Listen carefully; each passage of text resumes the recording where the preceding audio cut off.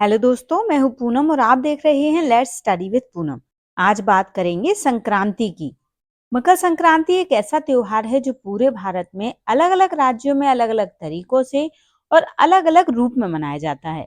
उत्तर भारत में इसे मकर संक्रांति कहा जाता है तो वहीं तमिलनाडु में इसे पोंगल नाम से मनाया जाता है, जबकि गुजरात में इसे उत्तरायण कहते हैं। असम में इसे माघी बिहू कहते हैं। कर्नाटक में इसे सुग्गी हब्बा कहते हैं।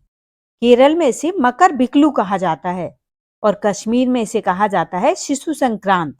मकर संक्रांति का पर्व केवल भारत में ही नहीं बल्कि नेपाल और बांग्लादेश जैसे पड़ोसी देशों में भी मनाया जाता है और अलग अलग धार्मिक मान्यताओं के हिसाब से लोग इसे मनाना पसंद करते हैं। लेकिन इस त्योहार के पीछे एक खगोलीय घटना है। मकर का मतलब है कॉन्स्टलेशन ऑफ कैप्रिकॉर्न, जिसे मकर राशि भी कहते हैं। खगोल विज्ञान के कैप्रिकॉर्न और ज्योतिष की मकर राशि में थोड़ा अंतर है। कॉन्स्टलेशन तारों से बनने वाले खास पैटर्न को कहा जाता है जिसे पहचाना जा सके। प्राचीन काल से दुनिया की हर सभ्यता ने उनके आकार के आधार पर उन्हें नाम दिए हैं। खगोलीय कॉन्स्टलेशन और ज्योतिष की राशियां मोटे तौर पर एक दूसरे से मिलती जुलती हैं, लेकिन वो एक नहीं है। संक्रांति का मतलब है संक्रमण। इस दिन मोटे तौर पर सूर्य मकर राशि में प्रवेश करता है। ये विंटर सोलिस्टिस के बाद आता है, यानी सर्दियों की सबसे लंबी रात 22 दिसंबर के बाद। सूर्य की किसी भी राशि में प्रवेश करने या निकलने का मतलब ये नहीं है कि सूर्य घूम रहा है, बल्कि पृथ्वी के सूर्य के चारों ओर चक्कर लगाने की प्रक्रिया है। इसे परिभ्रमण कहते हैं और धरती को सूर्य के चारों ओर चक्कर लगाने में एक साल का समय लगता है। इसका आसान भाषा में मतलब है कि सूर्य किस तारा समूह यानी राशि के सामने आ गया है।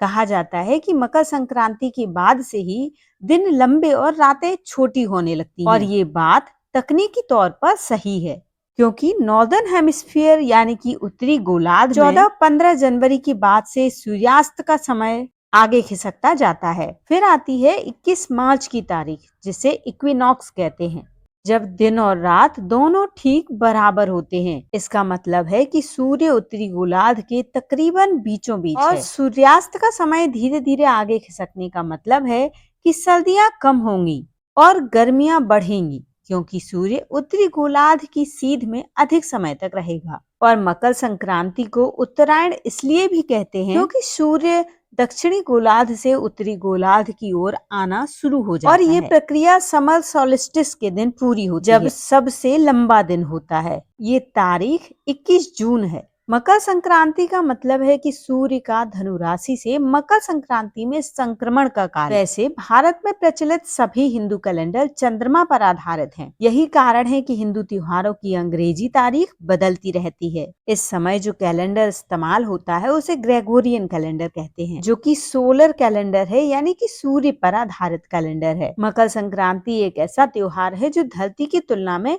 सूर्य की स्थिति के आधार पर मनाया जाता है। यही वजह है कि चंद्रमा की स्थिति में मामूली हेरफेर की वजह से ये कभी 14 जनवरी को होता है तो कभी 15 को, लेकिन सूर्य की मुख्य भूमिका होने की वजह से अंग्रेजी तारीख नहीं बदलती। अब बात करते हैं कि संक्रांति पर खिचड़ी ही क्यों बनाई जाती है।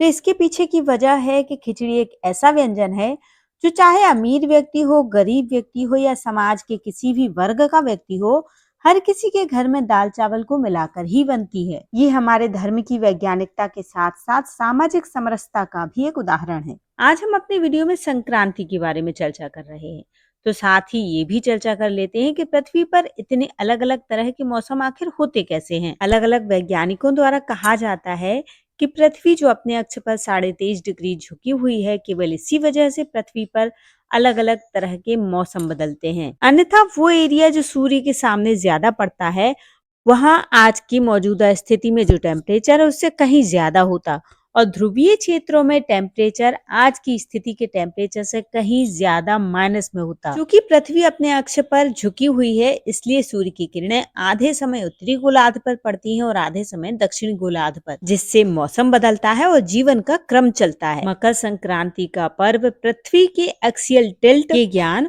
और सूर्य के ट्रांजैक्शन के ज्ञान का विशुद्ध वैज्ञानिक पर्व है। तो दोस्तों, आज का हमारा संक्रांति का वीडियो आपको कैसा लगा कमेंट करके जरूर बताइए, और यदि ये इम्पोर्टेंट जानकारी आपके किसी काम आती है तो कमेंट जरूर करिए। मिलते हैं अगले वीडियो में, तब तक के लिए धन्यवाद दोस्तों। शुभ संक्रांति।